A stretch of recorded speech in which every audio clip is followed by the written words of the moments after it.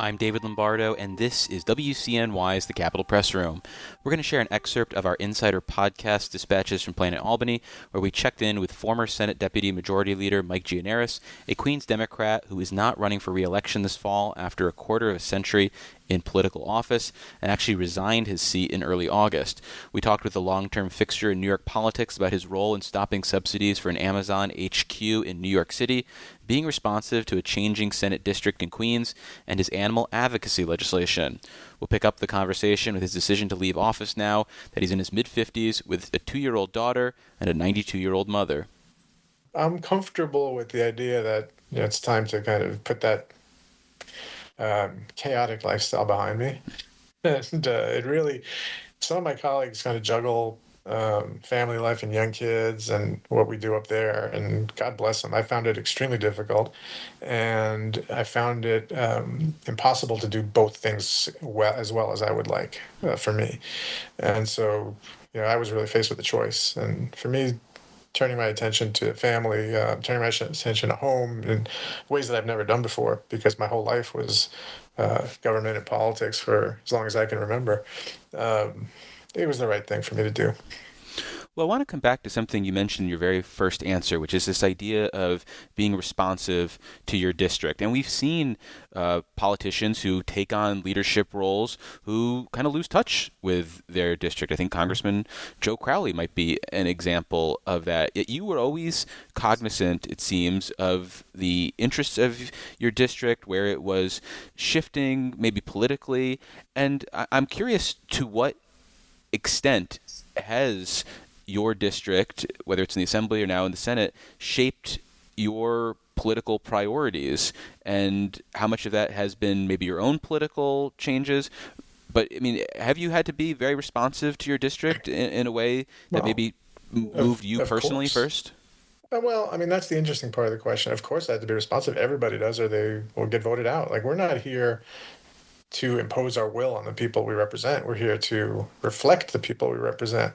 And I think what was easier for me, and it's just I was kind of in a unique ideological space over a 25-year period, that I was able to kind of do all of that. And when I first got elected, I replaced Dennis Butler in the Assembly, who was one of the more conservative majority members in the body. He had something, I don't even know if they still call it that. It was called the Butler Amendment. They would put up every budget vote Sure. to deny funding for Medicaid funding for abortions. And that was his priority. And so when I got in there, I was far, far to the left of the representatives of the district. It was Dennis Butler, it was George Honorado, who was one of the votes against gay marriage. And I think it was Peter Vallone, the father at the time. And so I got elected, and I was the kid from the neighborhood, which I think gave the people in the area comfort that they kind of knew who I was. But I was kind of like, oh, there's that kid from the next generation. He's got wacky ideas, but we trust him, right? So they were able to, I was able to be in office when the district was very, very different. And then things kind of migrated over time, but I sort of stood still, let the district come to me. And then I think in the last few years, the district got even past where I normally would be.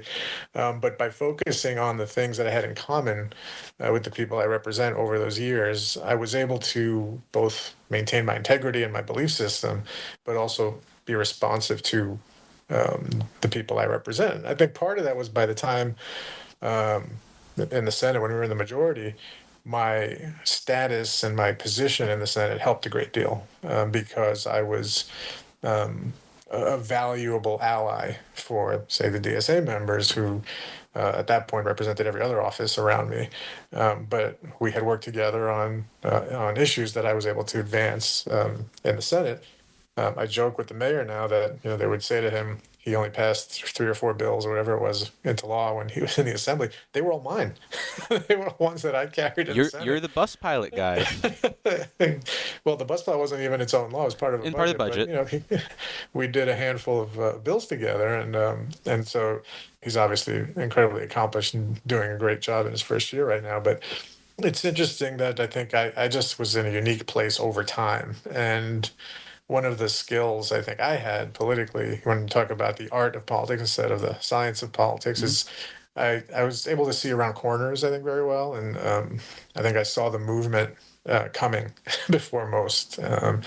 and recognize that it was real, not just, a lot of people who dismiss the DSA types like to wave their hand and say, "Oh, it's just young kids on TikTok or whatever." But anyone who does that is in denial. I mean, this is something that people on the ground who are not socialists or DSA members are responding to for a reason.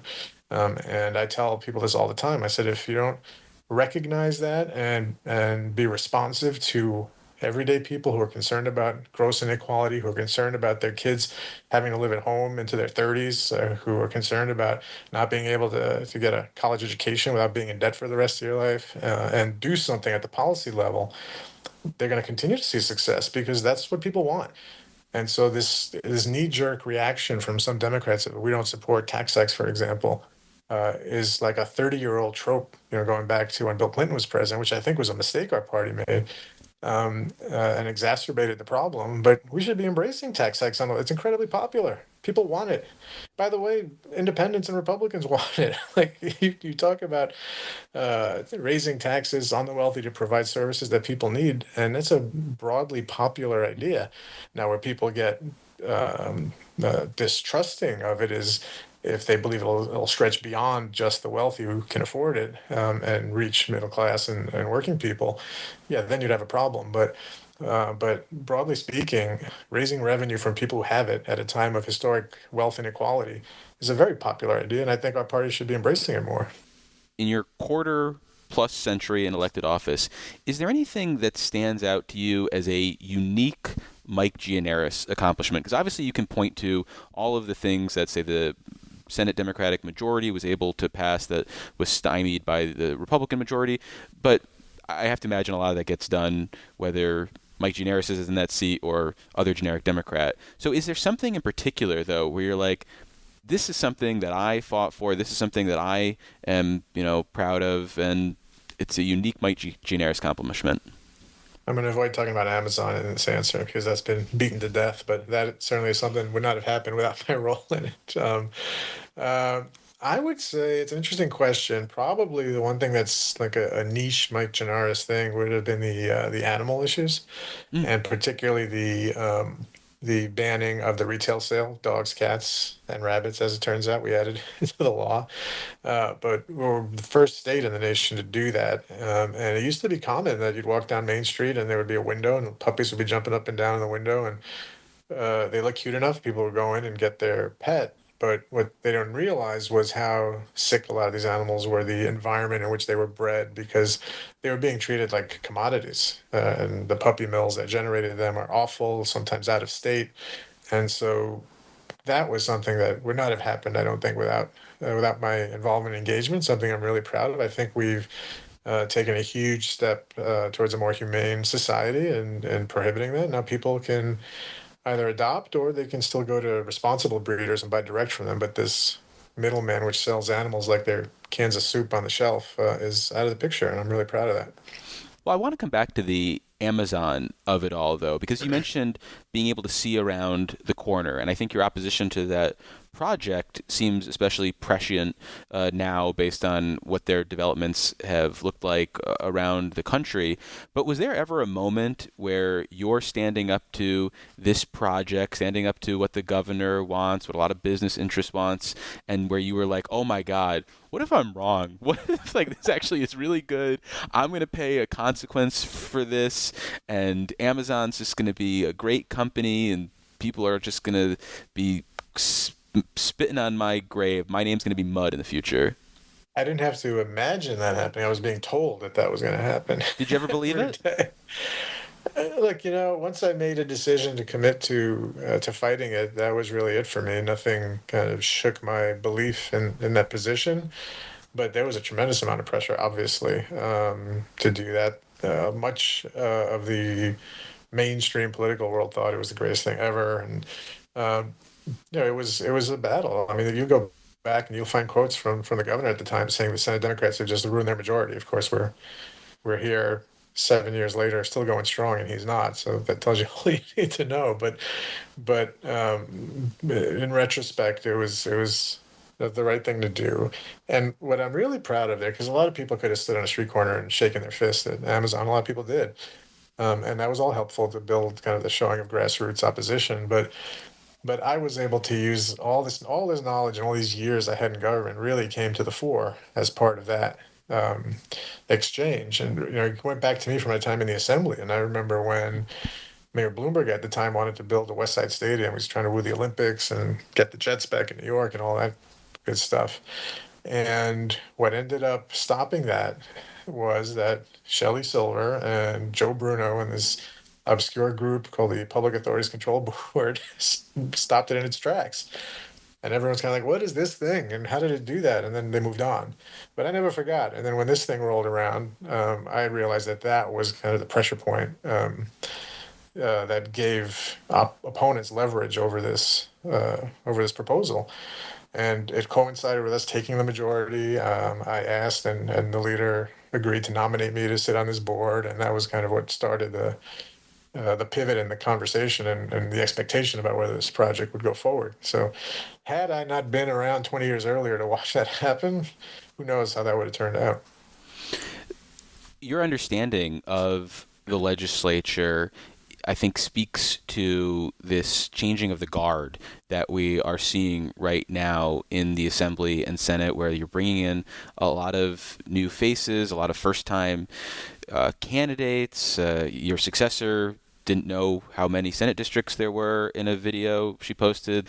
But I wonder whether you think this is an actual problem, or if it's not a problem, will impact the operations of the legislature moving forward if you've got people who come in and say, I don't know how this works, but don't care how you used to do it because I want to do it this way.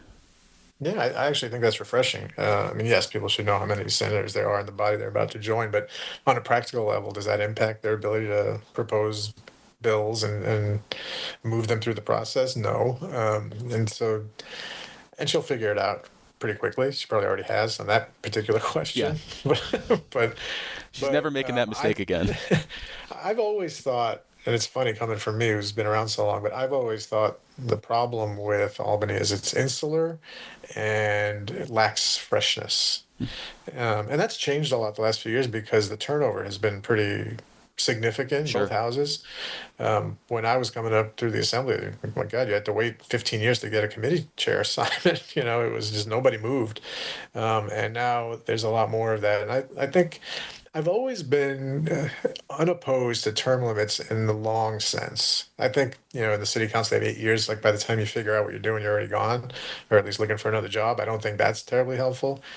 But I think like a 12 or even 16, 16 is a lot, but maybe like a 12-year limit makes a lot of sense because you get there, you have enough time to learn your way around and have an impact, but also then you're turning it over enough to give people with new ideas a chance to not just do things because that's the way they've always been done. And I think that churn is important to a vibrant legislative body. And that was an excerpt of our Dispatches from Planet Albany conversation with Senate Deputy Majority Leader Mike Gianaris. To hear the entire conversation, check out Dispatches from Planet Albany at capitalpressroom.org or wherever you download your favorite podcasts.